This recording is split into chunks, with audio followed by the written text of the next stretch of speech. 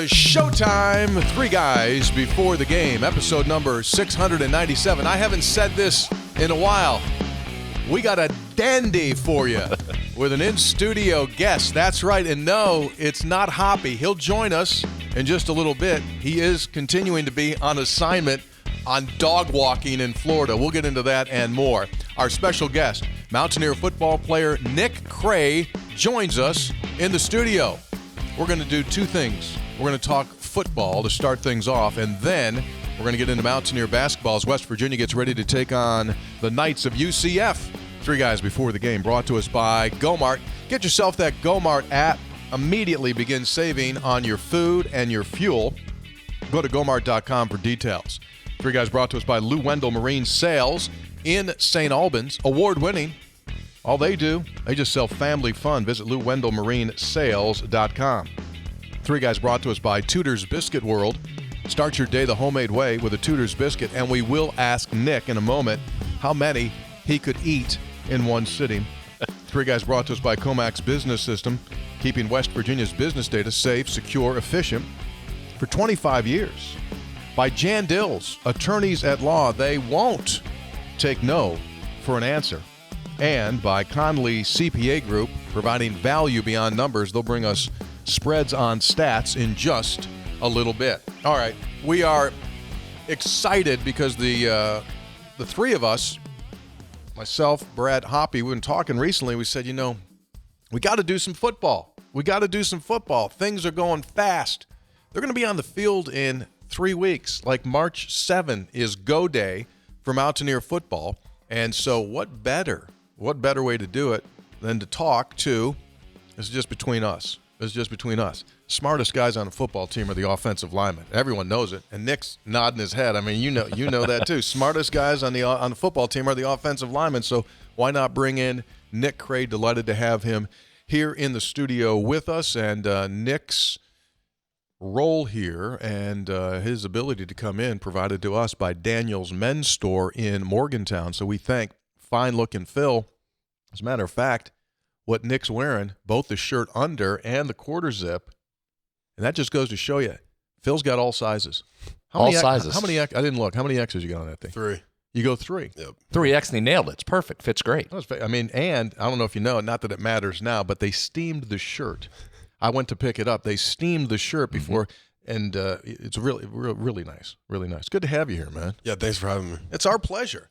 I'm thrilled to learn before we started rolling tape. And number one, I apologize because you saw the chaos that goes on before a show. If you ever thought that this was like organized, now you know, like, they just kind of willy-nilly, just kind of number one. So apologize about that. But I'm thrilled that you're here. I'm thrilled that you're back because during last season, as the season was going on, and this crazy, stupid world that we're living in now with portal and bouncing, I'm going like, man, I hope he stays. Man, I hope he stays. And you stayed. Yes, sir. I mean, it was an easy decision for me. I mean, this is my home away from home, so it was a no-brainer, honestly. Yeah. You're located about 3 hours away from Morgantown, Erie, Pennsylvania, just straight up the interstate. Just get on 79 and don't stop, and you're 3 hours away, so it's pretty easy. We want to talk a little bit about, how you got here, and then obviously, what this has been like, because it's been a transition period within the program since you've been here. So why don't we just kind of kick it off and ask that question. You say it's a home away from home. Let's go back a little bit. You start playing football, like, were you literally one of those kids where you were playing and the shoulder pads were bigger than your head? You started that young? Yes, sir. Position when you were a peewee was? Offensive line. Always? Always. Like no one ever thought you might be a corner? No shot. So you're an offensive line from the beginning? Yep. And you're how old when you start? I was, I think, 3rd grade. 3rd grade. Is football a family thing? No, so I was actually the first one to play it. Really? But you were bigger, and so always big? Yeah. Like kindergarten picture, you're towering over people? Oh, yeah. Do you ever play basketball? Yep, played basketball through high school. Did they ask you when you did the off-season stuff to bring a birth certificate because that kid, no way is he that age? You ever had that? I'm not quite sure, but my mom probably knows. It probably happened. Something that like happened. Yeah, Brad, that happens. Sure it does. That happens. Sure it does. So you play basketball through high school. Good for you, dude. You didn't just say, "Hey, I'm a football guy." Yep. So I played football, basketball, and then I also did track. So Sprinter? Yeah. no, thrower, sadly. Thrower? Yep. All right. So you're old school. You're a 3-sport athlete. Yes, sir. Imagine that, see? You can play multiple things. Yeah. And so your athleticism, your feet, all of those things that come into play as a football player, obviously you utilize and it made you better. Yeah, I think it definitely helped with like my footwork and just being able to move around at such a high speed and everything. Yeah. So when did you identify, or when did the first person come along and say, "Hey, you're not only, doing well at this level, but we think potentially you could play in college"? When did that first happen? So that was after my junior season when I put out my high school tape. My coach told me that I had a pretty good shot to go play at the next level. So then some coaches started reaching out. I started going to some camps, and then it all kind of just took off from there. That's interesting because to me that seems a little bit late. So like nothing freshman, sophomore, no one's saying, "Hey, we got to get Cray." No, nothing. So in high school, I was actually pretty light. So I think I played my junior year around 250 pounds. So then going into my senior year, I think I put on around 40. So that was when it really started to take off. Okay, so he put on 42, but he didn't try. Correct. So let's get into that a little bit. So you were 250. You're literally how tall? Right then I was 6'5". 6'5", 250. And you put 40 on. Okay, how'd we do that? My mom's cooking. Seriously? Yep. Did she know what she was doing? Did she yeah. have it? She had it. She said, "Okay, yeah. we're gonna get you big." Yep. Breakfast, I'd always eat her food, and then so during school, I would pack a lunch, and then I'll also buy the school lunch. Sure. And then getting home, I had a big dinner, and then a snack at like 9:30, 10. Breakfast was what? Always some eggs and How many? I'm not quite sure, probably around like 5. Five. Something like Yeah, that. But I still do that. Yeah. I still do that. Like bacon, heavy in yeah. the big. Big bacon guy. Yeah, big bacon guy. Okay. And in a period of how long do you put those 40 pounds on? It was actually pretty fast. I mean, it was probably going from the start of track season to the beginning of football season. Wow. When did you pick up the extra inch of height? I think it was like going into my senior year, so probably around the same time, or like now. I don't really know, honestly. Yeah. When did you get the extra poundage? When you got to campus here at WVU, or have you stayed pretty consistent once you got to the 300 mark? So I was around like 290 coming in here, and now I'm up to like 315 around there. So it happened pretty fast, but like I hit a kind of a wall at like 300. But then once I got over that, took off. Are you where you want to be now? Are you maintaining now at this point? Yes, sir. So, okay, I like this. You add 40, and now the offers start to come. Who's sniffing you? So I had a bunch of schools, like a bunch of smaller schools. I think my first offer was St. Francis, was they just went from D1 to D3, obviously. Right. But then after that, like it just kind of started rolling. And then I got my first big offer from Pitt, sadly. But then West Virginia started calling along, and all kind of went from there. Was it exposure in camps that people saw you? Yeah, yes, sir. So that you start working out, now your phone starts ringing. Mm-hmm. Okay, so you're saying like, okay, this could happen.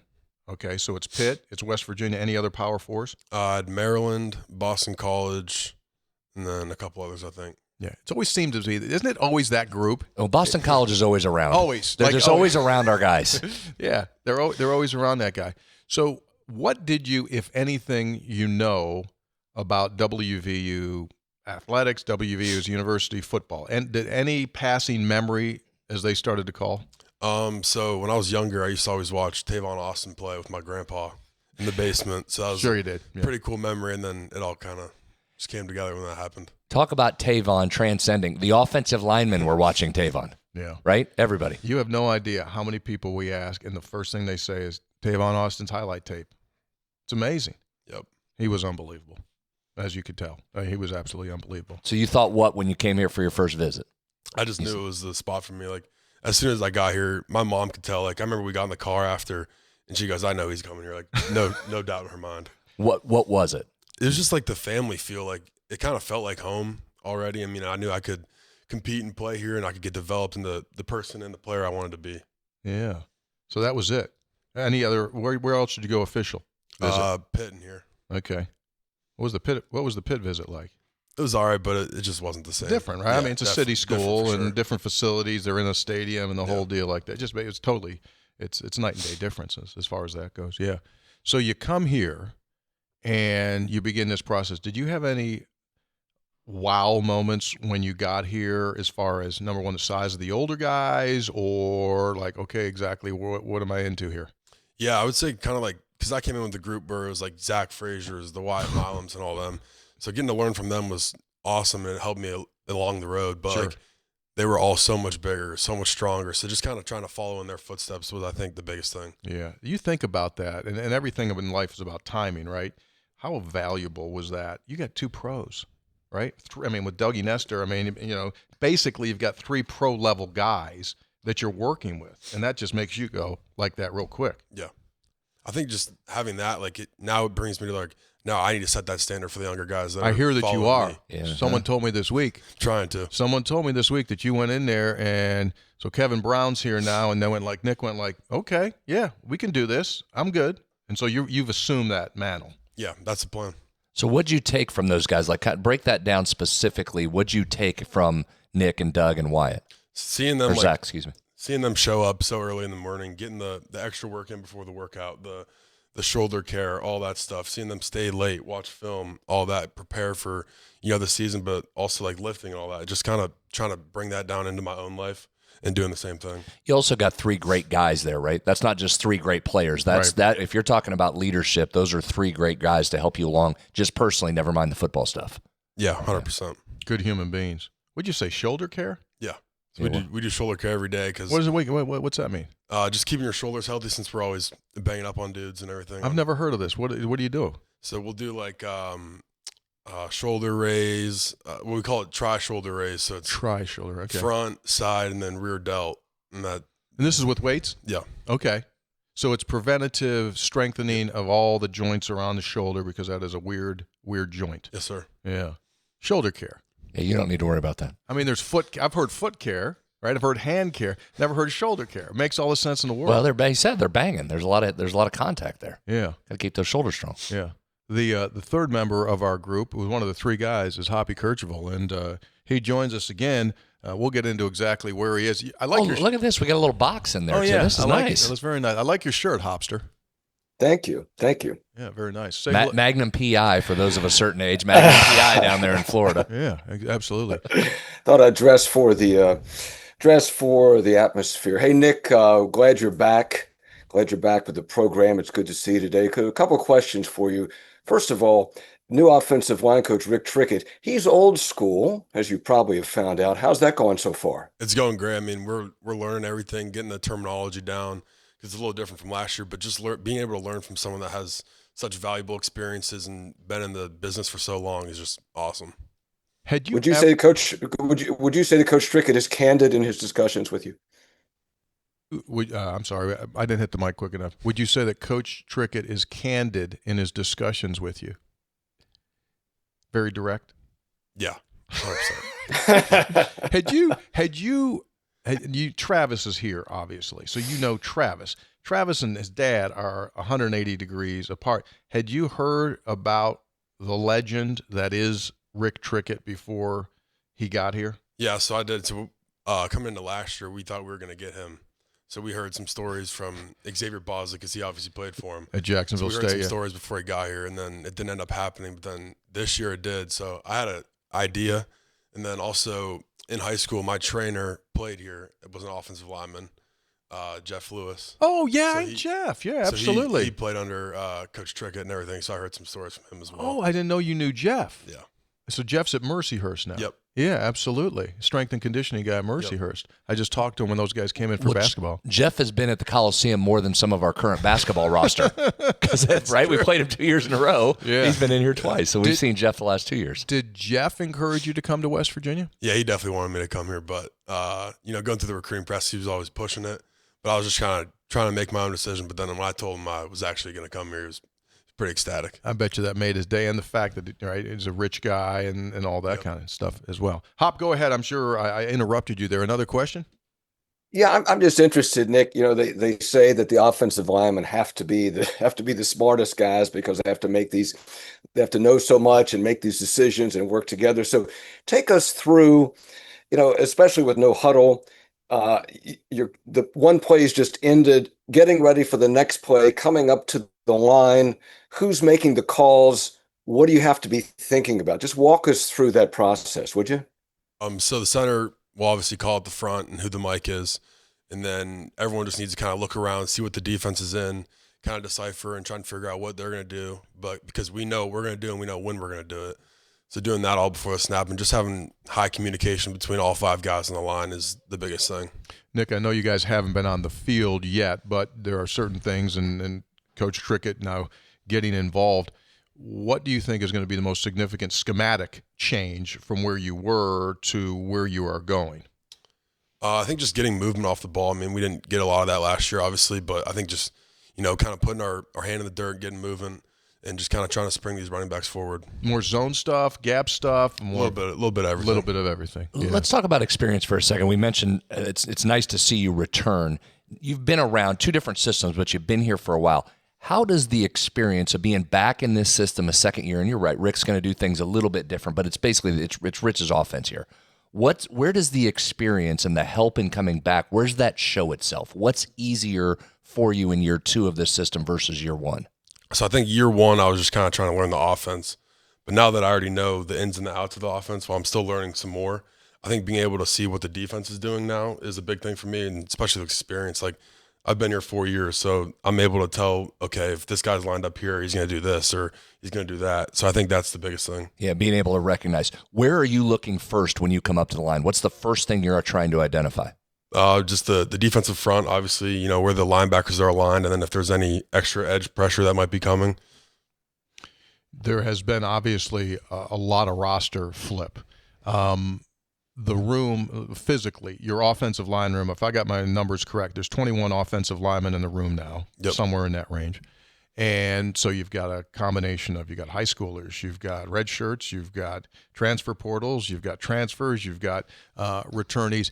Just physically, I would think that you look in the room now and there's a significant difference just size-wise. Is that fair? Yeah. Okay. So when you guys are getting after it now, what's your sense? What do you feel could potentially be a strength of this unit? Size and experience, I think. I mean, we brought in some guys that have experience playing at high levels and all that, and I think that's going to help us in the future. Yeah. I heard a number, and I haven't done the math, but just off the top of my head, and this could be wrong, I think like over 3,000 snaps of ball have been played by guys in that room, which obviously is key. Off-season conditioning, and I know you're going to be leaving here and going over there, and I talked to someone earlier today, the potentially tour of duty might be one of the things. How's off-season been, and what is tour of duty like? Off-season's been good, hitting the weight room with Coach Joseph. That's been good. Conditioning has been hard, but, I mean, we need it, which is good, especially with the high-tempo offense. And then tour of duty is just a bunch of drills all strung together at a really high pace, and just kind of tests your both mental and physical capacity. And I think it's good. I think we can need it. How do you mentally stay strong? Has that been a situation for you through the years? Is that a strength for you? I think it's a strength for me, just kind of telling myself that I can do anything that I put my mind to. Just being able to go out there and be like, all right, I have this, I have that. I can get through anything I can. Yeah. The tempo is interesting. Go back to Hoppy's question on the tempo. So that's, I assume, way different than anything you've ever done before. Yeah, 100% does. The first time, I'll never forget the first practice we had was the tempo was so fast and I was so tired. But then I was like, all right, I know what it's like now and I know what to expect. So being able to expect that every day now is way better. When do you feel like you totally got that? Couple games in, first game in? By the time you played the first game, were you comfortable with it? I was comfortable with it during practice, but then it's nothing like a real game. Like when you have a long drive, and I remember we had one, I think against Robert Morris, and I was like, oh wow, this is it right here. And then after that, we all got to the sidelines like, yeah, that tempo works. Yeah. And then by the end of the year, you're like, okay, got it. We're good. It was nothing at that point. So coming in this year, I imagine have you had talks with the other guys in the room about that aspect specifically, about how fast it can go? Yeah, we've talked about having like a 13, 14 play drive and how tired you are, but you just know you have to keep pushing, get that extra inch, and try and get in the end zone. Sure. Yeah. I've got to ask you about not going to specifically get into it, but obviously Kevin Brown took a lot of attention in this recruiting class, and rightfully so. You're a Western. Well, you're not a Western. You're upper. What do you call that part of Pennsylvania that's here? Is that Northwest? Yeah, Northwest. That's what they love going with that, Northwest. So you're in Northwest. That's right. And he's out in the Harrisburg area. All right, so he comes in and he starts working out. Tell me a little bit about him from what you see and the transition that he is making. He's going to be a great player. I mean, you can just tell by how he works. His work ethic is insane. I mean, me and him are workout partners, so being able to push each other every day in the weight room and on the field is awesome. Yeah. Obviously, he grew up in it with his dad, so I think that just takes everyone up to a different level. Probably no surprises. Yeah. Physically. Oh, yeah. He fits the demand. Yeah, absolutely. Spring ball gets ready to go here, March the 7th. What's your anticipation? What do you want to personally accomplish when you come out of spring? What do you want to be better at? I think just everything all around. I mean, watching last year's tape, I know what I need to fix. I know what I need to get better at to improve my game and take it to the next level. So just kind of trying to figure those things out still and just become an overall better player. Mm-hmm. What would some of those things be? Some pass protection things, and then just coming off the ball with lower pads on a more consistent basis. Yeah. I wonder what the difference will be for you day one with Rich this year versus day one with Rich last year. You remember day one with Rich last year? A little bit, yeah. I didn't know what to expect, but then, once kind of getting through it, we're like, all right, we know what it's going to be like, but this year I know what to expect going into it, so. You know what's coming. Yeah. Yeah. He's a dude. Yeah, for sure. He's a dude, and I think that he'll be. Obviously, he had to get through last year because it just change, and it's just difficult. I think he'll be in a much better place this year, knowing that he can do the things that he wants to do. That's what it seems like to me. Yeah. Right. I think it seems like, okay, I can run my stuff now, and then it'll be even faster. Mm-hmm. Yeah, it'll even be faster. All right. Academically, what are we majoring in? Sports management. What do you want to do? And I have a minor in business as well. What do you want to do? I'm not quite sure yet. I don't know if I still want to work in the sports world or not, but what's changing your view as to why you wouldn't want to? I don't know. I mean, I love sports. Sports has been a part of my whole life. Right. But at the same point, like, the jobs are just so crazy. Like, you're always kind of fluctuating around and all that. And maybe I just want someone more stable when I'm older. I'm not sure yet. You're part of the Climbers program? Yeah. Yeah, Yes, what's sir. that been like? That's It's been awesome, good. isn't it? So we just started, and actually over spring break, we're going to be going up to New York City. Mm-hmm. Yeah. So that's going to be a good time. I'm looking forward to that. You'll spend some time at UGG, right? Yep. With our guy, Homeless Dave. Yeah, looking forward to that. Yeah, absolutely right. So your dad's an educator, principal, Yep. high school principal. So he was the high school principal, and then he went to junior high when I was in junior high. So he was your principal in your school, 2 years. and you did nothing wrong. Maybe a couple things, but But did he ever have to give you the eye, like in school, like? he had an extra eye out for me, 100%. Yeah, exactly. So I understand. Now this is true, right? He watches or listens to Three Guys. Yep. You knew about this show before, yeah. Yeah, I had to tell him about it. He was pretty excited. Oh yeah. Andrew, Wegmans in Erie, PA, my favorite, closest Wegmans to us. And thanks for listening, Andrew. We appreciate it yeah, very much. We certainly Yes. appreciate it. They come to road games as well? Yep. So they came to Ohio and then Houston last year. So Yeah. they're going to play a couple this year. Yeah, absolutely. Absolutely. Well, this is going to be a lot of fun. We got to talk food with him. You Yeah. ready to talk food? Yeah, because we just touched on the breakfast. Dude, do you realize training table that you guys have, I mean, how sweet that thing is? Oh, yeah. You'll never have that again in your life. No. Never Definitely not. in your life, where you can walk into a room and order whatever it is that you want 3 times a day. Whenever you Yeah. want. Yeah. Whatever There's you food want. Whenever you want. And those people take care of you guys like Yeah. gold. Yep. They're great cooks. I mean, they cook up some of the best food I've had, and just being able to go in there, like you said, whenever you want and get whatever you want is awesome. What's the best? What's your favorite over there? My favorite meal over there, I would say it's country fried steak. It's pretty good. What do you get for a side? Usually it's like mashed potatoes or like some rice or something like that. How much country fried steak can you eat? A lot. Tudor's biscuits. You ever tried? Yeah, I have had it a couple times. And let's go. If you sat down right now and you're like at a peak hunger level, let's say you just finished a workout, Okay. you're hungering heck. Okay. How many? Could you do 3? Yeah, I could probably do Over. 3. Over. I'd say 3 to 4. There's some pretty big biscuits. Oh, They I are know. big. They call But- them cat head. They call them cat head biscuits. Well, I think you As big call as them a- that. I don't know. No. It's in the copy. Well, I It's think in- they put it in the copy because you said it. I've No, never it heard was that there before. before. I never used. Hoppy said he knew it. Hoppy, but people call it cat head, right? Yeah, Hoppy knew. Never Yeah, heard they actually Yeah, it's as big as a cat head. big as a cat's head. Yeah, so you could do 3. Or, Yeah, Or 4, I maybe. think so. 3 or 4. All right, so if or in there's this case, one, as big as a dog's head. Dog's if head. they, oh look, the dog's on the camera. Now Hoppy's got dogs on the camera. Hoppy just brought a dog. He's like Kirk Herbstreit. Now there's a dog in the video. That is a There's as cute. big as That is a cute dog. That is a cute. What's the dog's name? Coco. Coco. Love Coco. Dog. First appearance for a dog. Hold on one second. I want to ask you this. If you could pick one food, if you had to enter an all-you-can-eat contest, like that Joey's hot dog eating contest, if you would pick one food that you think you could eat the most of, you could line up and take on somebody, it would be what food? I would say either cheeseburgers or pizza. Oh, okay. Well, okay. I know those items. How many? Like, could you eat a full large pizza? Yeah. Well, that's probably easy. He probably does that on the regular. Let me ask you: would you fold it? Like, would you take a whole large and just like wrap it over and then bring it over, and so it's like a big ass triangle, and you get it? You can't enjoy it that way. So you got to fold Individual. up each piece. So you could eat a individually. large pizza. There you go. What goes on the pizza? I'm just plain pepperoni. Just straight pepperoni. Okay. I mean, sometimes I'll throw some sausage on there, but just pepperoni. By the way, Yeah. Erie, Yeah. PA is a funnel of the Buffalo area, so they know good, bad food. That's a heavy wing area, a heavy pizza area, a heavy subs area. It's called subs, heavy sub, all in that Erie pizza. Great, bad, good food all the way up to Buffalo. Cheeseburgers, how many? So like when I normally eat like at home, like my mom will cook like 3 or something for me, which is With bun? yeah, 3 with bun. They're bigger though, right? They're not going to be the Yeah, they're little. not like the small Yeah. little sliders No or anything. squashers. They're normal size burger. Yeah, correct. Okay, all right, very good. Music. Country all the way. Favorite country artist? Jason Aldean.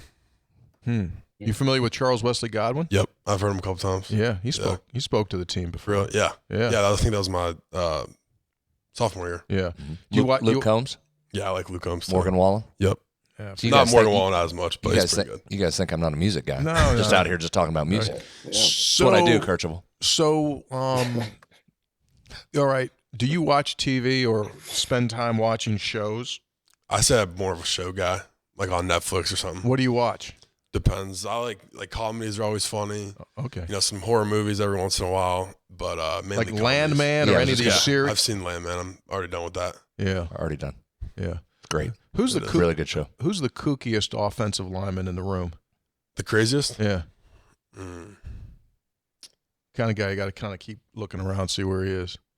Because I think to be a really good offensive line, you got to have like 2 or 3 guys in the room. One eye goes this way and the other eye goes that way. Yeah. You know, I you would gotta- say I'd put on Landon Livingston. Oh, really? Yeah. Seriously? Yeah, he's longest tenured guy, so I've seen all sides of him. See, he doesn't strike me as that. Oh, that's kind of wild. All right, that's kind of wild.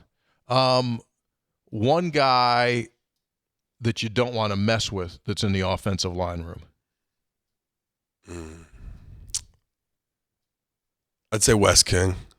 Wes King. Okay, Yeah. there's a name. Mm-hmm. There's a name. Strong, and he's older, so he knows what he's doing. Like, okay, yeah. There's nowadays. You see that dude from Montana got a 9th year? Yeah, that's crazy.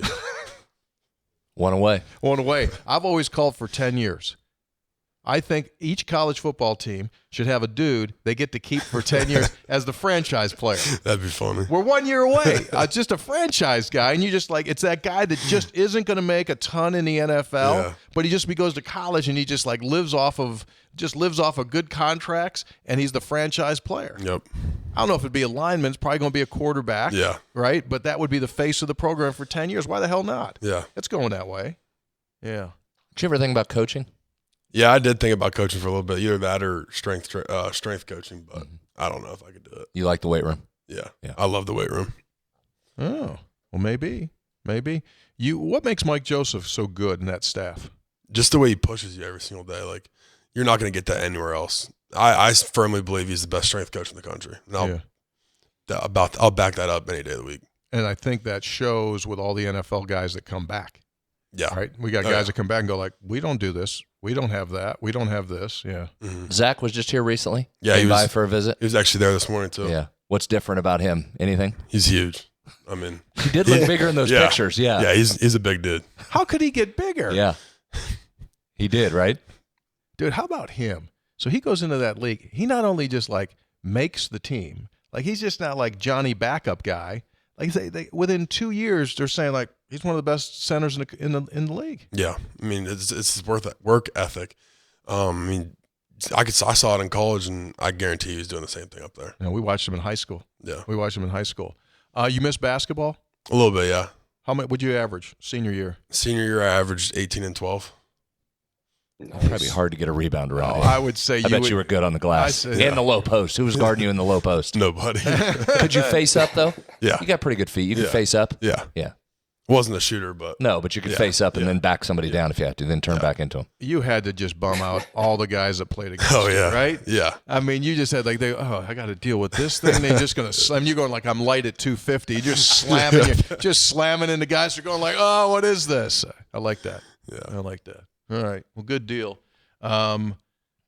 Appreciate you coming in. Yeah, thank you for having me. We'll be over there. We're gonna watch you. We're gonna watch you in March and watch this spring ball. I just basically want to watch Trickett. Working with you guys. I still remember the first time he came here, spring ball, and he was not happy with the offensive line's practice that day. So after everyone left the field, they took the big sled out, and this was in the stadium. All the way, all Hundy, back and forth. I mean, he'll get you where he wants to get you, and you guys, you'll flourish in it. You'll flourish in it. What do you like to do if you're not lifting or watching football game film? What's an activity outside? Just hang out with friends, chill, kind of video game, relax. Guy? Video games? Not really. I mean, I'll play every once in a while, but it's not like my go-to thing. Yeah. Okay. Shopping? No. Nothing. You just need what you got. Yeah. Yeah. As long as Danny Nealon gives you something, you'll wear it. Yeah. Yep. That's all I wear. And Phil at Daniels takes care of it. That too. Got a nice suit from Phil, right? He's got this. He's taken care of. So you get a suit when you do climbers, right? Yeah. That's awesome. That's a great experience. Yeah, it's awesome. Yeah, very good. Hey, Nick. I'm sorry. Go ahead, Hop. Just, Nick, you talked about remembering watching Tavon, and Tavon was electric. But, every good West Virginia football team that's been around, it started up front. It started with an offensive line and guys whose names you don't hear as much, but that's where it starts. And when Neil Brown came in, the first thing he did was build that offensive line. And now Rich Rodriguez is trying to build this offensive line. So other guys may get some of the glory, but you guys got to be dudes, man. That's where it begins for this team, in my opinion. Yeah. 100%. Yeah. Yeah. I'm looking forward to the challenge and just kind of trying to bring this team back to where it should be. Yep, absolutely. All right, man. We're going to cut you loose. Truly appreciate it. Special shout out to your dad. We got to get up to Erie. Got to get up to Erie. Thanks, Andy. If I'm up to Erie, I think I'll just stop by the school. Just say hi to all those. We got any other players we can get out of Erie? Anybody go D1 this year out of Erie? I'm not sure. I know we had a few years ago, but we got to get guys down here. Yeah, I know we do. Dude, you need to go down there and sell. It's frickin' 3 hours. They're here. It's easy drive. Right? Think about this. It's longer to get from Morgantown to Princeton, West Virginia than it is from Morgantown to Erie, Pennsylvania. So, like, you can sell that and just say, like, we got it going on here. Yeah. Okay. Erie, PA's been good. He's in. All right, brother. Thank you very much. Yeah, thank you for having me. Thanks to Daniel's Men's Store for allowing us to have Nick Cray in on today's program. As we said earlier on, he is going to take a run, and he will go to have a little workout. Meanwhile, we'll continue our program. Now we'll look into our preview of West Virginia against the Knights of UCF. But first, this reminder. The 3 Guys Before the Game is brought to us by Tudor's Biscuit World. Take advantage of their sunrise specials, which are going on now until the end of the month at participating Tudor's stores. What does that mean? That means for $5 American, you can get a Ron or a Mary B biscuit, choice of a 12-ounce coffee or a 20-ounce iced tea. In addition, an order of hash rounds. It's Tudor's Biscuit World. Start your day the homemade way with a Tudor's biscuit. 3 Guys also brought to us by Comax Business Systems. They have the highest level of business phone systems available out there. And if it's that time for you, then by all means, check it out. Just give them a call. They can come in, do a free assessment for what you need, the most optimum way to handle your business. And it's a whole new world when it comes to business phone systems. So check it out. Comax Business Systems, comaxwv.com. And Three Guys also brought to us by where Hoppy is. A lot of water, and people are in the water near where Hoppy is. Yeah. He's in Florida right now. Three Guys brought to us by Lou Wendell Marine Sales. A reminder, as we get ready for the boating season, Lou Wendell is the premier pontoon boat dealer in the state of West Virginia, family-owned for 4 decades, a Honda Marine premium dealership. And right now, they've got that Honda McLaren racing motor.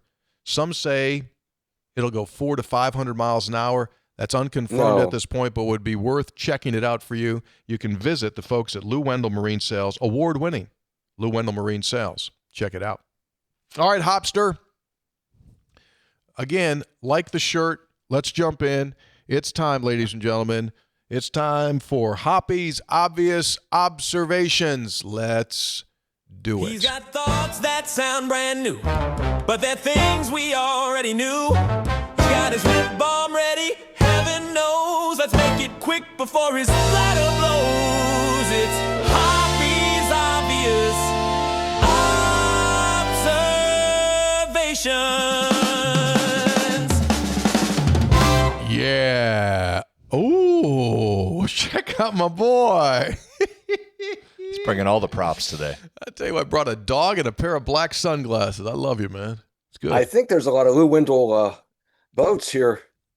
You know, all the water. Any boat that you see in the Venice area is a Lou Wendell boat. They bring them down there. Lou Wendell dominates the west coast of Florida. All right, here's what I got. So I was thinking about, and Brad will break down the UCF game more. Whoever we're playing, UCF, USF. UCF. No, not USF, UCF. USF. You are one of 3 teams right now, guys, that are 6-5 in this league. You've won 15 games. Right. There are 8 teams below you currently in the conference standings. Every team above you in the conference standings is ranked in the top 10.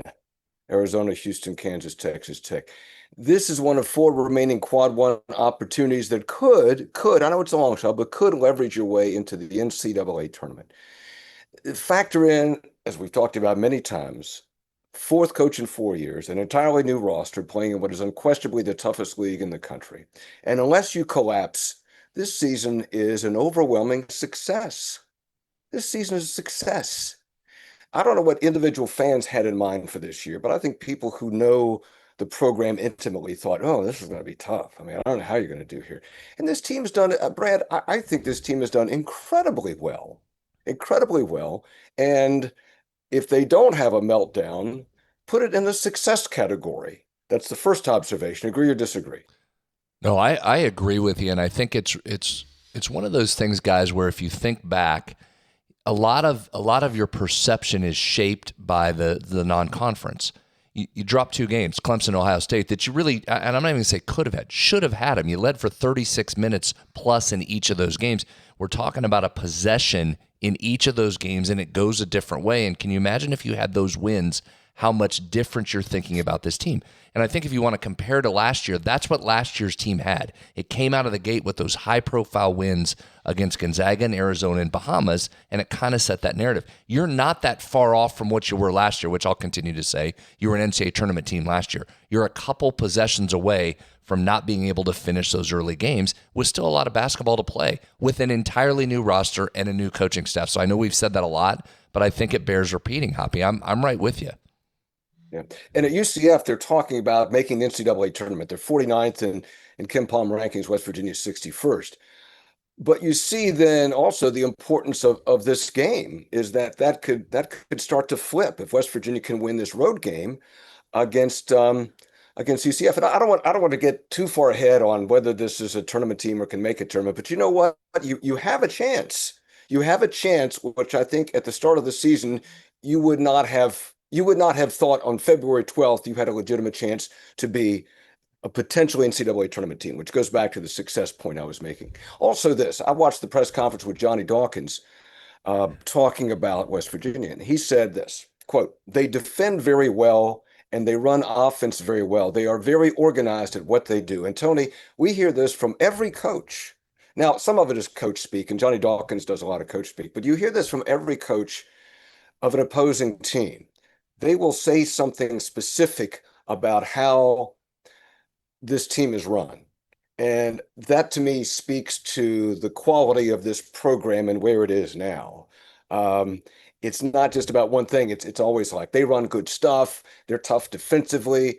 They run good schemes on offense. They're good on coming out of a timeout. That tells you that's the kind of consistency that you want in a program, correct? Yeah, you're 1,000% correct on that. And I think that we're in a point that's going to be really super interesting, these remaining games for West Virginia. They have 7 Big 12 games left. And so here is what's happening. Some teams are fracturing. Some teams are fracturing loudly. Some teams are fracturing quietly. You don't even hear about it. But for example, last night, Kansas State on its home floor gets blowed up, right, by Cincinnati.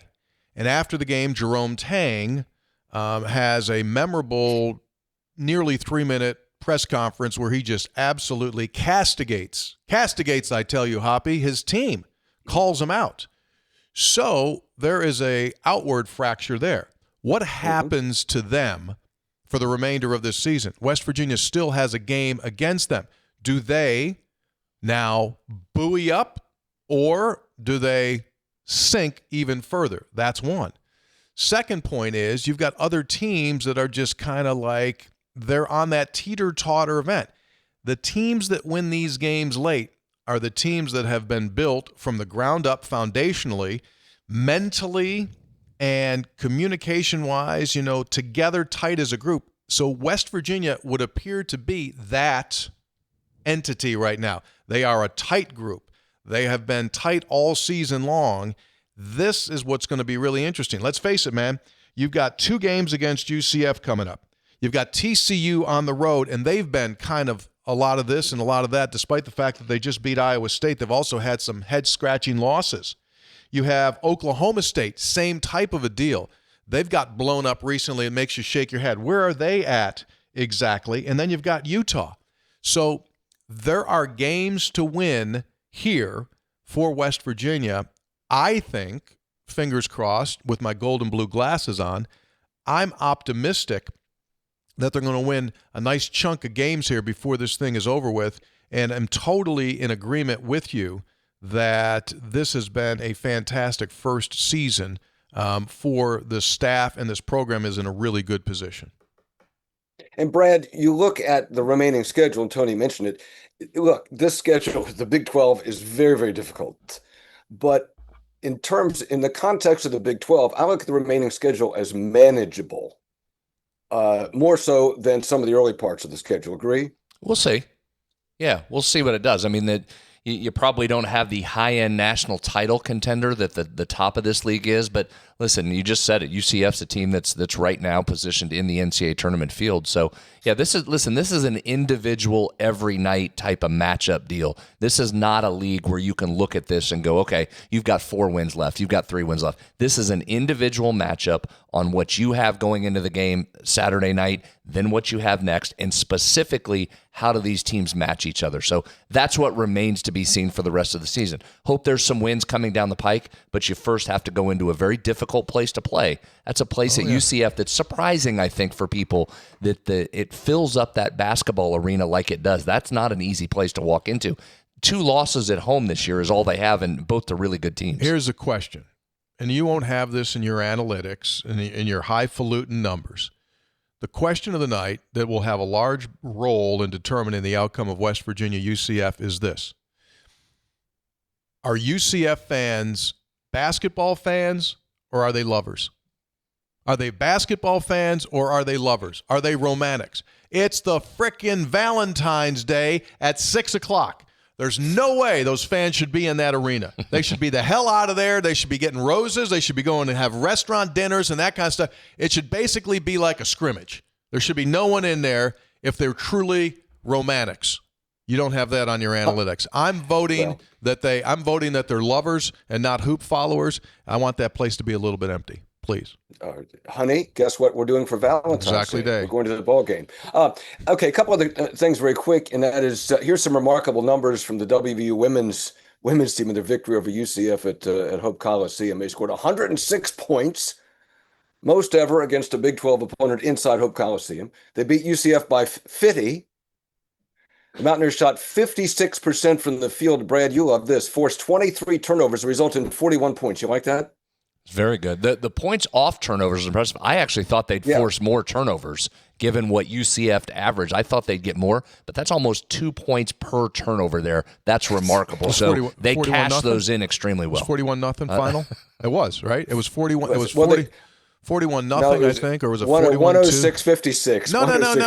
No. I'm talking about points off of turnovers. Okay. It was like 41-0, and the good thing about it was West Virginia didn't turn the ball over. West Virginia averages like 17 turnovers per game, and even though they're forcing 24-25 a game, still 17's too high.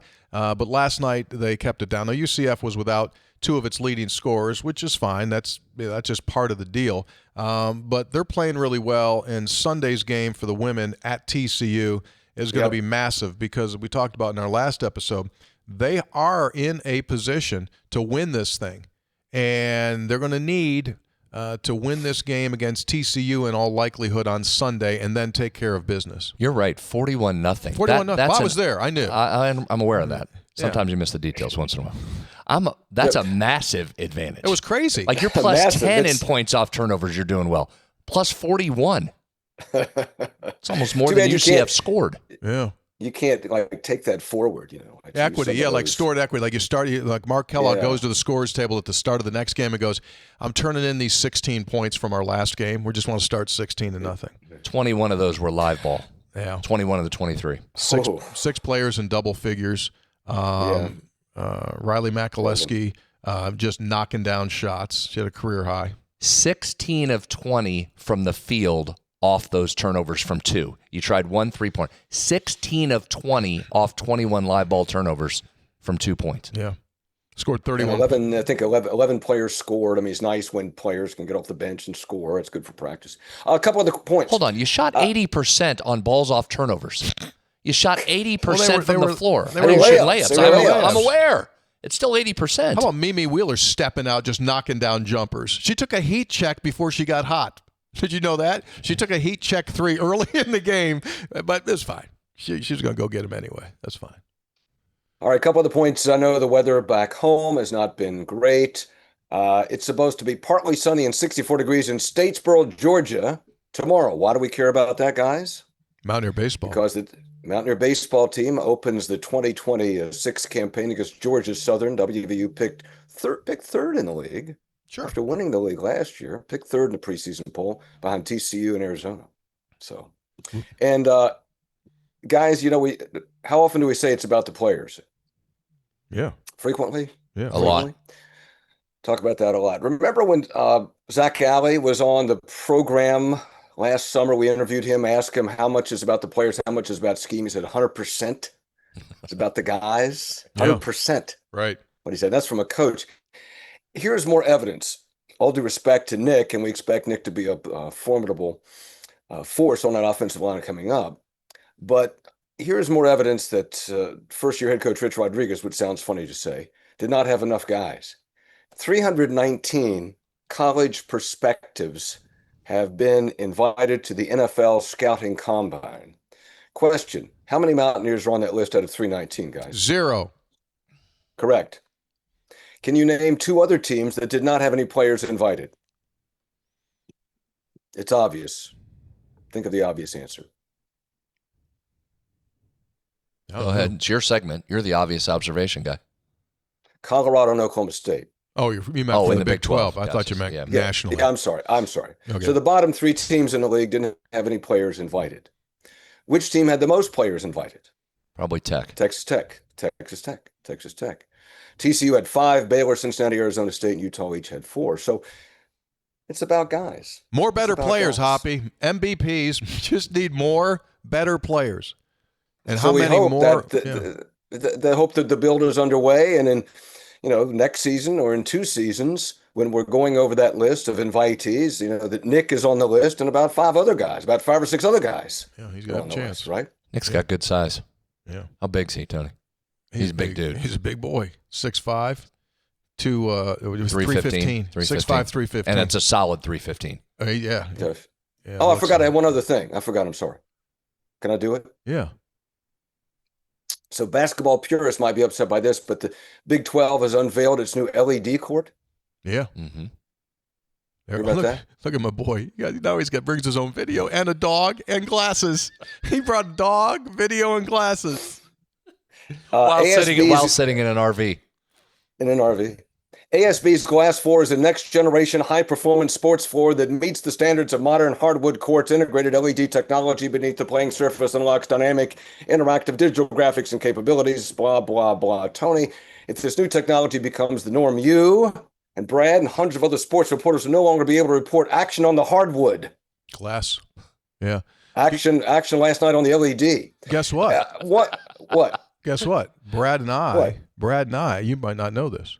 We're going to be on that floor tomorrow. Is that what we're practicing? Yeah. The Mountaineers. Oh, really? Mountaineers can't get into the arena for Saturday's game Friday night, and so they're going to go over to the company that makes that floor, and they're going to work out, get shots up on that floor, so it'll give them their first feel of it. Then the Mountaineer women's team is going to do the same thing when they go play UCF. They're also going to go on the floor just to get some shots up. Look, old guy moment. The American Psychological Association reports that researchers have found evidence over the past couple of decades people's attention spans have shrunk considerably. You think? Do we have to be entertained like every moment, every second? There has to be something going on every second.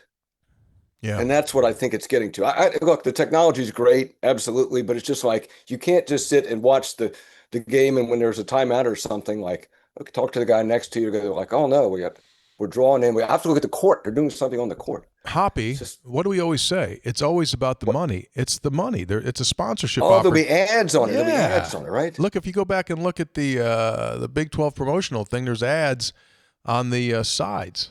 Yeah, he'll change it to ads. 3 guys might, Big 12 tournament this year, middle of the court. It might say the 3 guys logo. Who knows? I love this. Yeah. I think this of course you do. I think this is cool. Of course you do. I really like this. The possibilities here, and you won't see them all, obviously, during the Big 12 tournament. As these become more commonplace, the possibilities here are endless. I think this is pretty cool. I really like this. So Brad, when you see the young men on the LED performing. Yeah. Wow. So it's just. Before we let you go, did you find any pitchers or catchers in Bradenton at Pirate World? I did go to Pirate City yesterday, and it was a neat experience. But there was like 150 players there. Yeah, it's that time of the year. It's Everyone's a great in complex. They got 4 fields, and I didn't know anybody. I was looking for Skeens. I didn't see him, but you can't get all that close. Yeah. But what is remarkable, just watch them take ground balls. Just all these guys taking ground balls, third, short, second, making the throw. Brad, everybody catching every ground ball, making every throw. It just reminds you how competitive it is to try to get in the show, right? Here, let me give you a story here, Hoppy, and we'll close with this. So it was difficult to get access to the players? Hop? Mm-hmm. Okay, yeah. So my buddy Steve down in Charleston wrote, Marsh and I, his wife, go to Bradenton every year for a few days to watch Pirates spring training. I've been going since I was a student down in Florida in 1987. Listen to this. Back then, spring training was so laid back. The players were so cool. Someday, I'll tell you the story of the time. 1989-90, I snuck into the Red Sox locker room when they were playing the Pirates in Bradenton. I was looking to get Wade Boggs' autograph. That's when he was embroiled in his infidelity scandal with Margot Adams. I wound up chatting with Lee Smith, who's now in the Hall of Fame, at his locker, and he signed the ball for me. He just went right into the locker room. Oh, Red Sox, I did get this. Pirates, yeah. Lee Smith, the former Cubs closer. Yeah, exactly. I did get a foul ball. I did get a foul ball. Look at you. Well, you should have led with that. That's hard to do. Yeah. That's hard to get, even in spring training. Those are rare to come up with a foul ball. Outstanding. So there you go. All right, Hopster, what do you got this afternoon? What are you doing now? Actually, we're going to do some laundry and clean the RV. My brother and his wife are coming back tonight, and we got to get the place ship shape. Oh, how'd everything go at the soybean fest in Biloxi? I don't know if I'd probably take the dog for a walk too. This is enough. We're done, man. We're so done. Thanks, Hop. Say hello, Coco. Say hello, Coco. Coco's one of the good ones. Look at that cute little dog. One of the good ones. Thanks, It's Hop. a nice dog. Appreciate it. Thank you, guys. All right, thank you. Later. We have taken it to a level never seen before. New depths on Three Guys Before the Game. Three Guys brought to us by Jan Dills, attorneys at law. They won't take no for an answer. They specialize in the field of veterans benefits and disability cases involving our vets. So if you or someone that you know is in that realm and needs help when it comes to filing for veterans benefits, disability, military folks, all you have to do is give Jan Dills Attorneys at Law a call and begin the process, also specializing in the area of Social Security claims as well. So it's Jan Dills Attorneys at Law, based here in West Virginia, but clients in every state here in the United States. So check it out. Jan Dills Attorneys at Law, veterans benefits, veterans disability claims. Doesn't cost you a penny. All you have to do is give them a call, and they will begin to work with you. Three Guys is also brought to us by the good folks at Gomart. You know, I was looking, again, the dates coming up here for the Vinyl Value Days, Brad, for this month, and we kind of teased it the other day as to what it's going to be, but we would be remiss if we didn't point out what it's going to be. Do we know that? You ready to release that? And here it is. Great. February 26th this month, it's going to be Coke, and it's going to be Coke products for 75 cents. 75 cents. 75-cent Cokes. Vinyl Value Days. Mark the day down. February 26th. Got to do it on the Gomart app, so download that Gomart app. So it's pretty easy. You walk into your Gomart, you pull the app up, you spin, and then and you either get that discount for 75 cents, which is a heck of a deal, or you'll get 100 bonus reward points onto your app. So it's a no-lose situation. Exactly right. Exactly right. Time to break down West Virginia and UCF, the first of two regular season encounters. What do the numbers say? We'll just go right to the numbers. Here comes a heater. Let's jump into the analytics portion. Spreads on Stats brought to us by Conley CPA Group. They're so much more than a full-service accounting firm. They're your business partners. They will walk step by step by step by step with you, giving you the guidance that you need when it comes to dealing with your business. They can provide remote accounting for your business.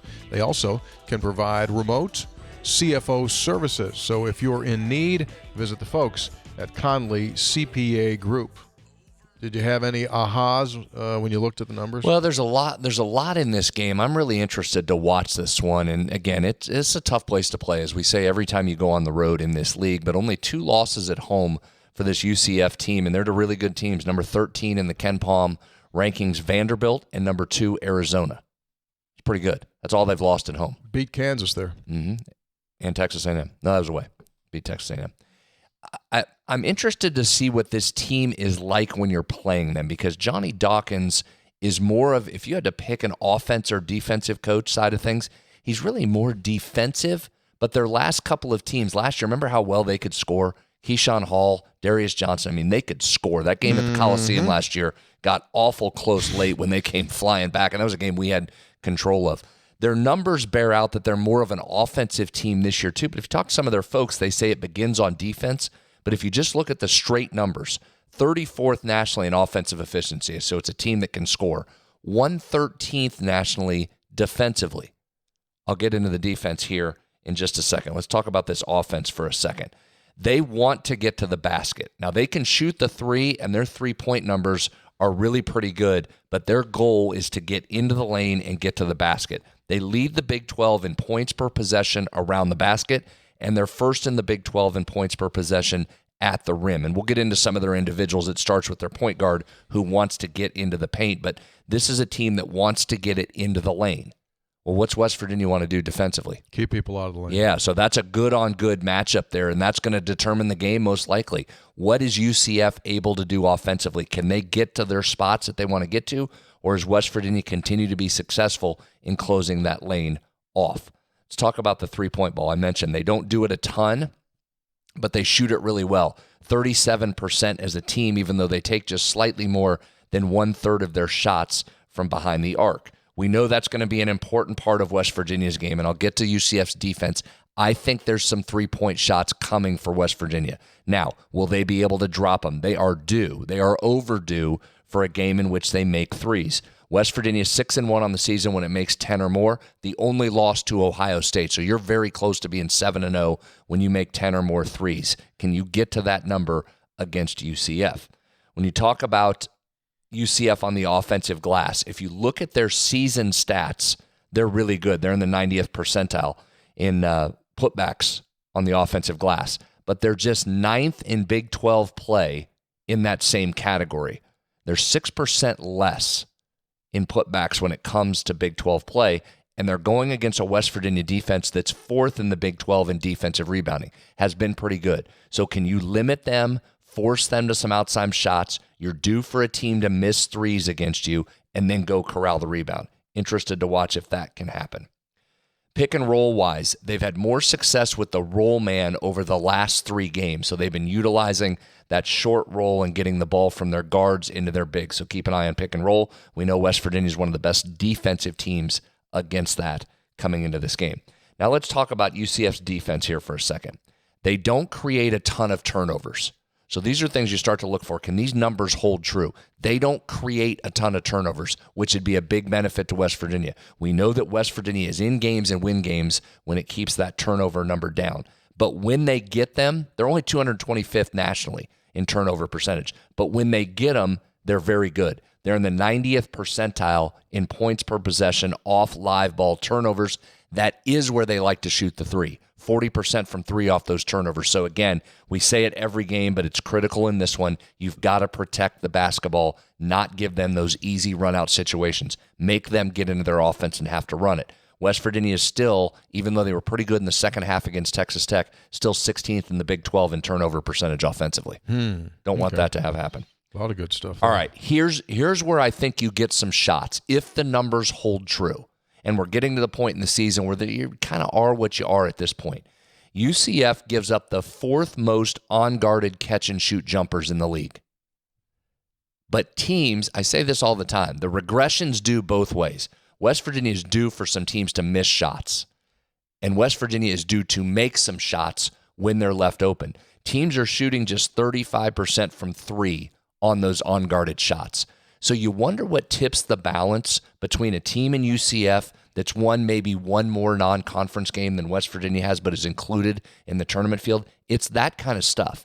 Teams are shooting just 35% on open shots. That's nothing that UCF has done. That's just teams missing shots against them. Conversely, West Virginia's opponents are shooting close to 50% on open threes and a lot less than what UCF is giving teams. So those are things throughout the course of the season. Those change games pretty significantly.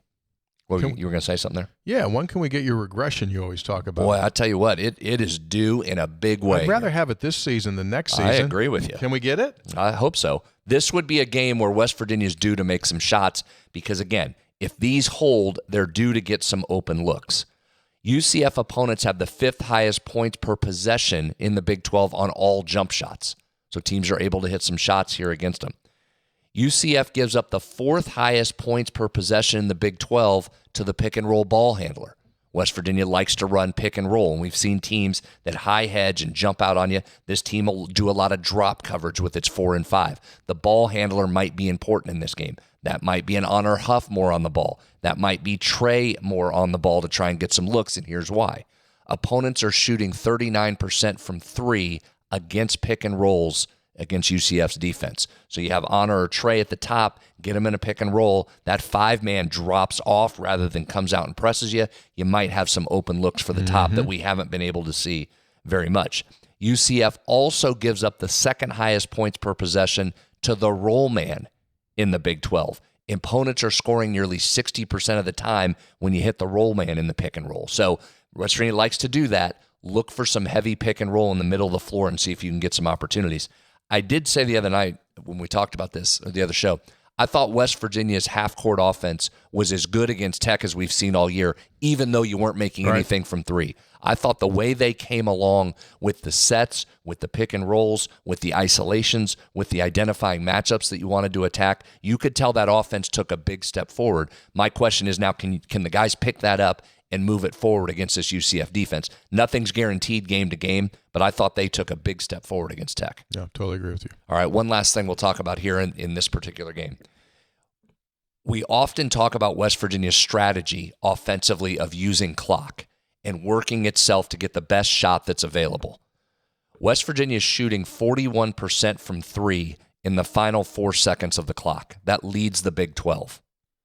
So you see why you're doing that. Final how many seconds? Final 4 seconds of the shot clock. West Virginia 41% from three, leading the league.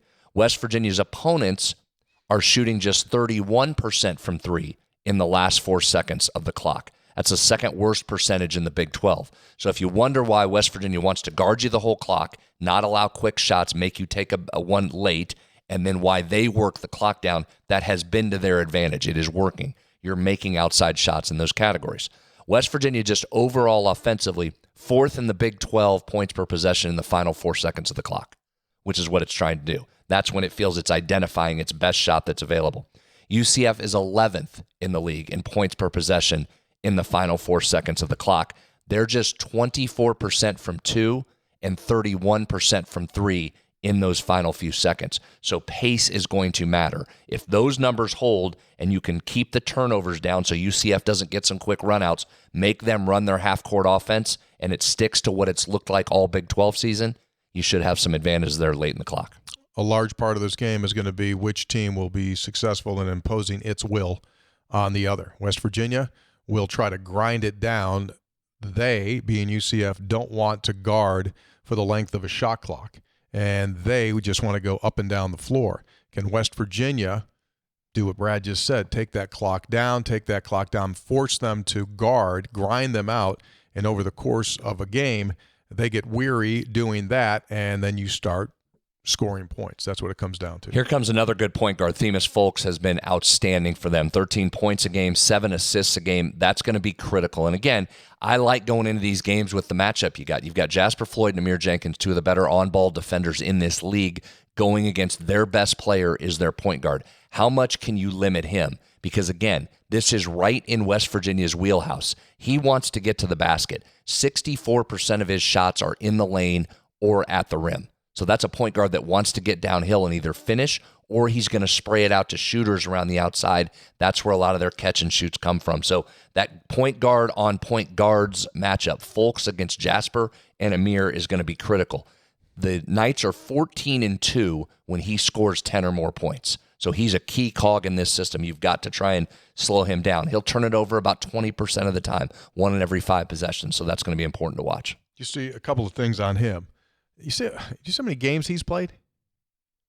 Yeah, a lot. I haven't seen a number higher than this year that I know of. He's played 134 games.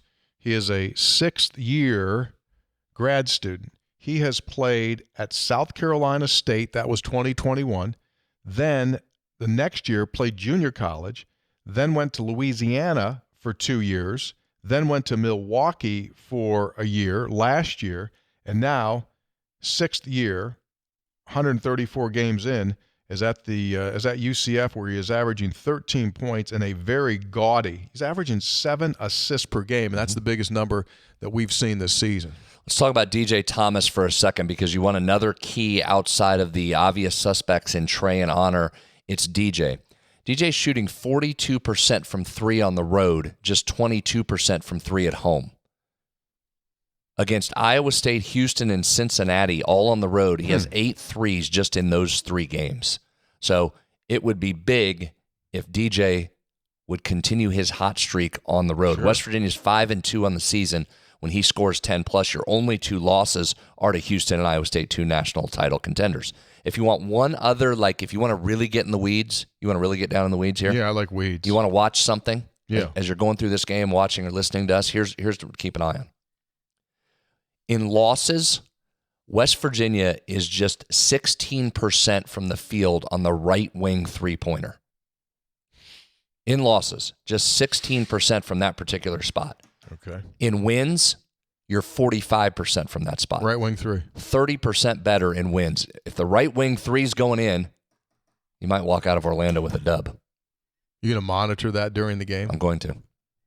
All right. So if you're listening to us, we're going to monitor right wing 3s and give you updates on the does your stuff update in game?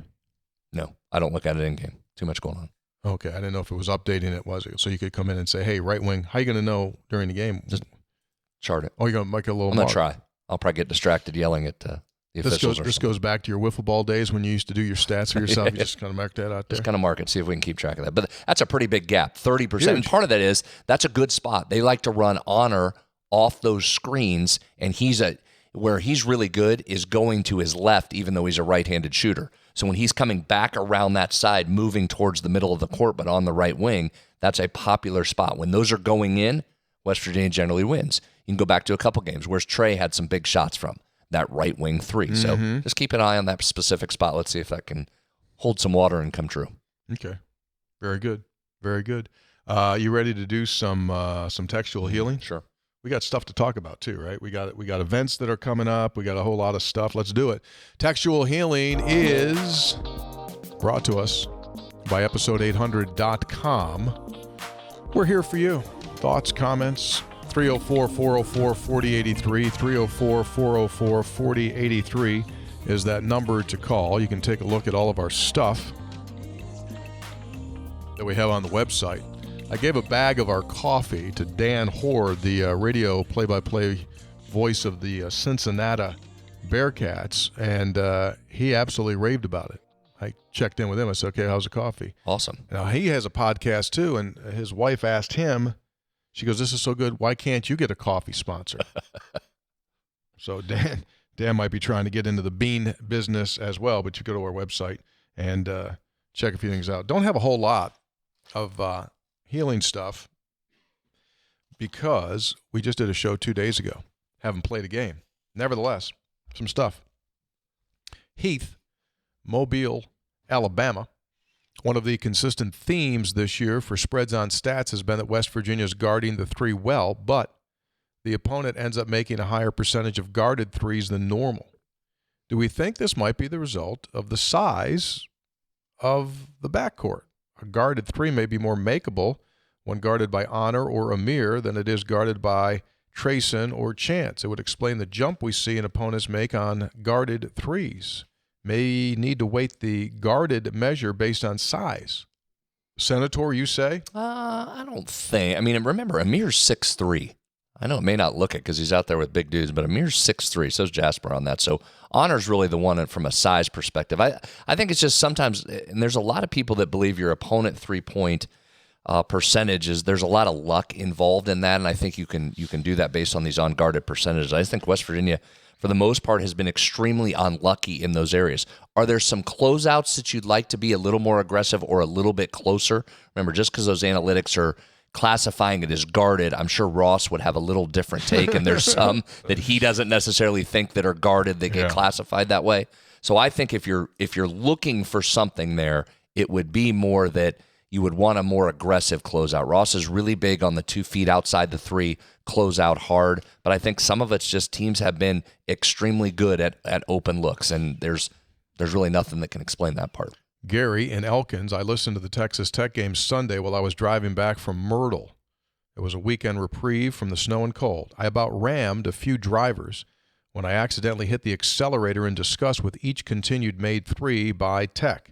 Unbelievable. And Brad kept saying during the broadcast and again during his analytics segment that the game came down to one thing, 3s. My questions are, in almost every game, our opponents have scored an amazingly higher percentage of guarded 3s than their average. A statistical anomaly? An outlier not under the bell curve? When do these percentages begin to normalize and swing the other way? Are these outliers the new normal when opposing teams play the world champion Mountaineers? Amen, brother. Need it soon.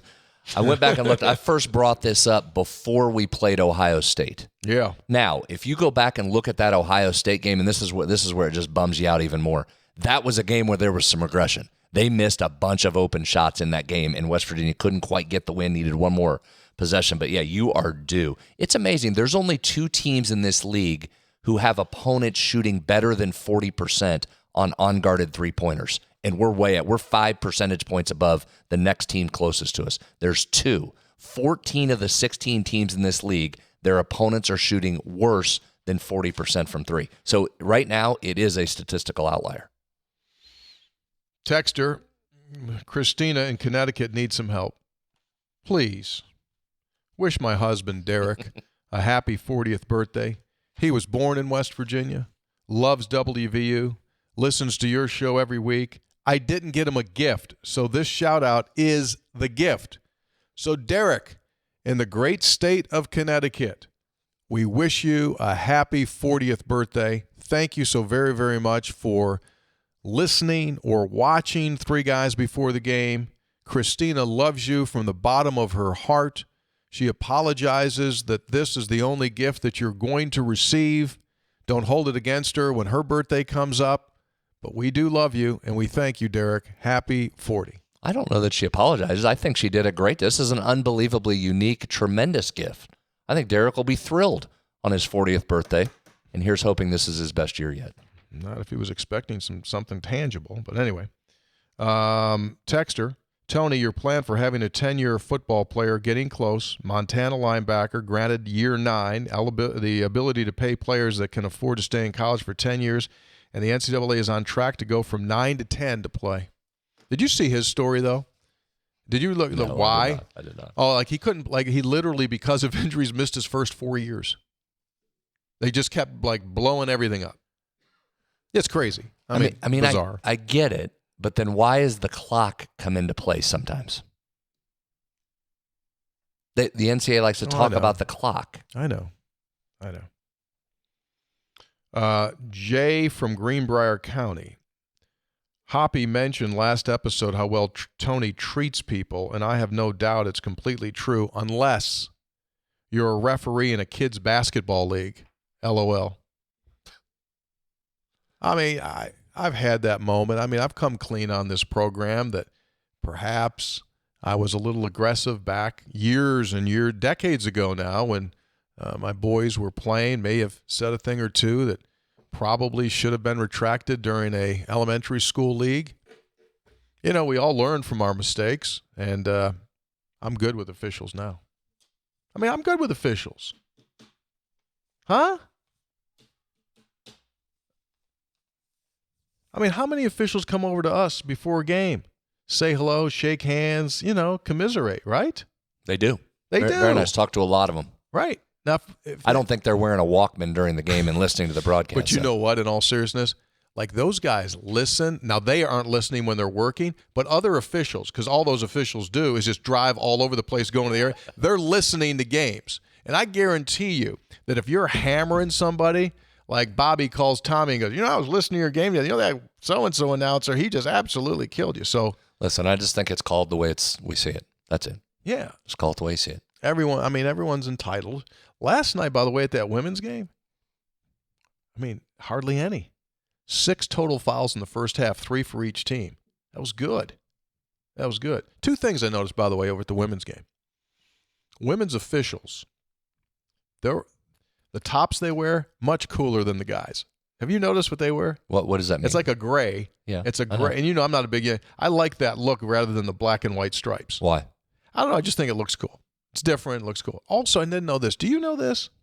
That at women's basketball games at Hope Coliseum, they got a full food spread in Peak Coliseum for the media. Did you know that? First I've heard of that.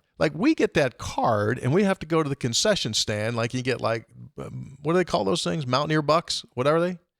I walked into that Peak Club later the last night. Heck, they got 7 chefs in there just trimming lambs, and just got steaks just falling all over the place.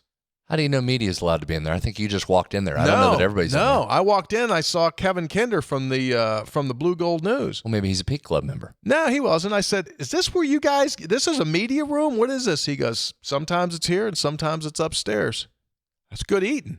I didn't have anything, but Well, the men's games, you get your choice. You're not dictated to what the menu is. You get your choice. You can go eat whatever you want. Yeah, most of the time it's those M&Ms. They probably need some healthy choices. Well, that's a you problem. That's not a WVU problem. That's on you. Probably right about that. All right, so let's have a meeting. We're going to play Saturday, so we're just doing a Monday show. Mm-hmm. Doing a Monday. We'll release on Monday. Did you talk about the event coming up on the 27th? Yeah, let me do this. I forgot I had it right in front of me. Stand by. Big event coming. Thank you. On February 27th, we invite you to join us. We're going to be at Buffalo Wild Wings in the Suncrest Town Center, and we are going to be working with the folks at the United Way to push their yearly goal over the top through associations with Clear Mountain Bank, Vision Homes, and the folks at Buffalo Wild Wings. We're going to have a big time. We're going to have music. We are going to have games. We are going to have a chicken wing eating contest. 16 different people will enter. Last time I knew, we had 8. We're looking for others. And all you have to do is send an email to info@episode800.com. info@episode800.com and say, hey, I want in on the wing eating contest. Yeah, so what you can do there, that's for small businesses there that want to sponsor one of those wing eaters. Right. And you can buy in and have an eater. So we're looking for businesses that want to contribute. We could get Nick Cray. We as a business, my insurance company or whatever it is, can call in, make the donation that goes to United Way, and then sponsor one of the eaters. And you could bring a ringer in if you want. A pro. Somebody, we can be assigned somebody. Yeah, so it's just we need 8 more to come on board and help us put it over the edge there. That's the night before the West Virginia BYU game. So this is the 27th. West Virginia plays BYU on the 28th. We'd love to have you. It doesn't cost you anything for you to go. Just show up at Buffalo Wild Wings that night. 6 o'clock, is that what it starts? I think that's right. Something like that. Yeah. 6 o'clock-ish. Is there a time on there? Yeah, 6 to 7:30. And we'll have fun. All 3 of us will be there. And if you're looking for something to do the night before the game, we would love to have you. Fun that those proceeds are going to the United Way, because it doesn't feel like that long ago that we kicked off that campaign here in Mon and Preston County. Yes. Over at the football stadium, and here we are about ready to wrap it up. This event, you can help put it over the edge. So info@episode800.com. Yep, we're going to cross over the $1.2 million goal. Special thanks to our producer, Jake. Special thanks to Nick Cray, Mountaineer footballer, in the studio with us at the start of the program. A special thanks to Phil, fine-looking Phil, at Daniel's Men's Store here in Morgantown for giving us the opportunity to bring Nick onto the show. Also thanks to our producer, Jake, Hoppy Kirchhoff, who brought with him a dog, Coco, black sunglasses, and a baseball. It's like show and tell for Hoppy. and a flowered shirt. And a flowered shirt. It was a full day. It was like show and tell. It was a show and tell for Hoppy. He brought it. That's good. That's good. Got nothing else going on. 3 Guys brought to us by GoMart. Get that GoMart rewards card. Go to GoMart.com for details. 26th of February will be the next Vinyl Value Days. Check it out. By Lou Wendell Marine Sales in St. Albans. It's a great time of the year to get ready for the boating season. They do sell family fun. Visit Lou Wendell Marine at sales.com and take advantage of that Honda Marine Premium dealership they're now operating, the only one in the state. Tudor's Biscuit World. Start your day the homemade way with a Tudor's Biscuit. By Comax Business System, keeping West Virginia's business data safe, secure, and efficient for 25 years. By Jan Dill's Attorneys at Law. They won't take no for an answer. And by Conley CPA Group. They provide us with spreads on stats. Conley CPA Group provides value beyond numbers. All right. Thanks for being with us. If you have never subscribed before, go ahead and do it. Doesn't cost you any money, and it gets you the show instantly once we post. Be good. See you.